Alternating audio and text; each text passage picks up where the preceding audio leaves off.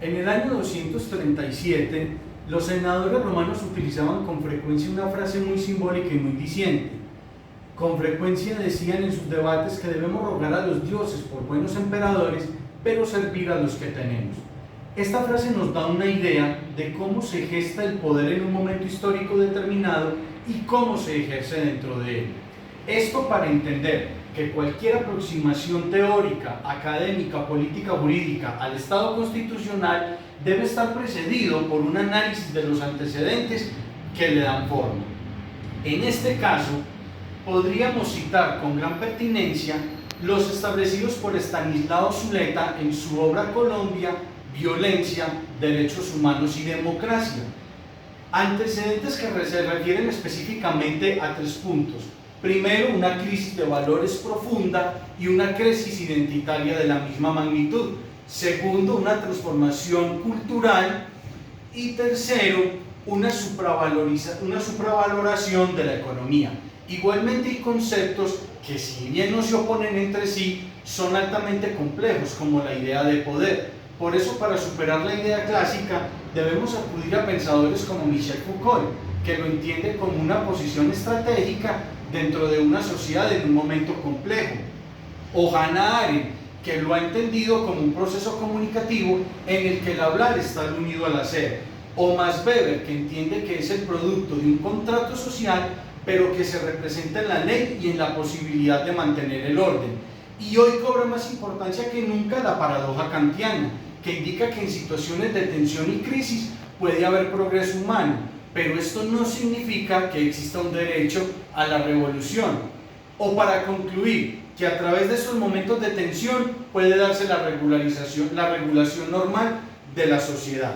Otro aspecto importante es la relación legalidad-justicia, lo que en términos de Hannah Arendt puede llevar inclusive a la idea de un Estado criminal, porque aún los crímenes más aberrantes están justificados en la Constitución, leyes o decretos que los amparan, y un ejercicio excesivo de la burocracia convierte inclusive en banal asuntos que pueden llegar a ser muy reprochables. En este orden de ideas, entonces, cabe preguntarnos de qué forma la declaratoria del estado de excepción, producto de la emergencia sanitaria ocasionada por el COVID, impactó el Estado constitucional colombiano. Y la respuesta la encontramos en que siempre hubo una tensión permanente entre el ejercicio de las libertades públicas y el derecho a la vida y a la salud en conexión con la vida. Citando a Hannah Arendt, las libertades públicas están revestidas de un concepto de unicidad, lo que implica que lo que se ve afectado con medidas de los estados de excepción son las formas particulares o precisas en que ésta se materializa.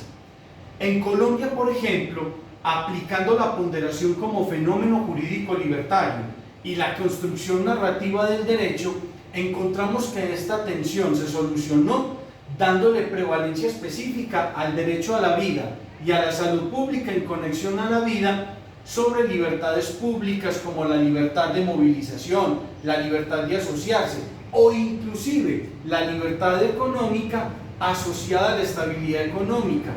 una circunstancia que no creíamos posible dado el gobierno elitista, inclusive puede llamarse burgués, en el que la estabilidad económica pareciera ser a veces un principio predominante sobre el de la vida misma. En este sentido, entonces, esta tensión constitucional se logró resolver, y así se ha demostrado con los análisis y los estudios posteriores de legalidad de los decretos del gobierno,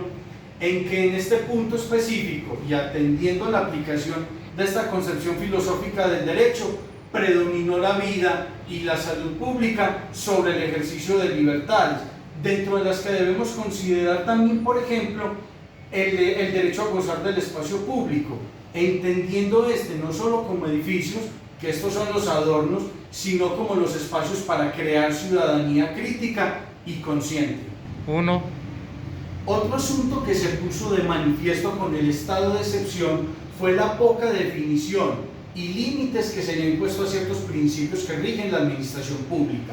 Al observar el artículo 1 de la Constitución y compararlo con los artículos 7 de la Ley 489, el primero de la Ley 136 y el 298 de la Constitución, encontramos que la descentralización es un principio esencial del Estado colombiano, pero encontramos a la par la consagración constitucional y legal del principio de coordinación y de colaboración armónica entre las entidades públicas.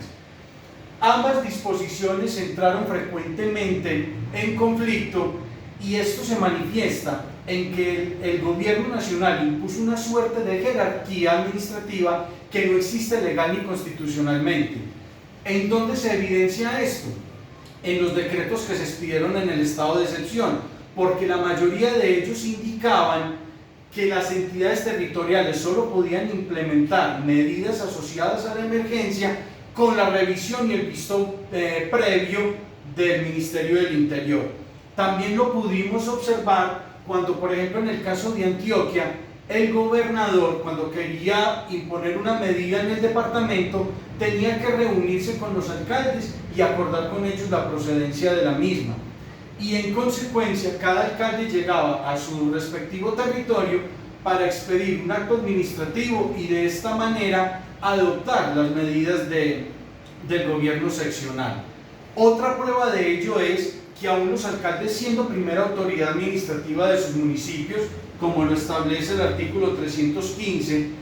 y los gobernadores, siendo lo mismo respecto a sus departamentos, tuvieron que acudir a medidas excepcionales para imponer medidas dentro de la situación de emergencia sin tener que acudir a la revisión previa del Ministerio del Interior. Para concluir entonces, debemos afirmar que hoy más que nunca la ponderación de los principios es una fuente para resolver conflictos de legalidad y legitimidad entre principios y normas del Estado constitucional, y de que hoy más que nunca se hace necesario establecer un estudio constitucional, legal, doctrinal y jurisprudencial del alcance de los principios que orientan la descentralización administrativa del país.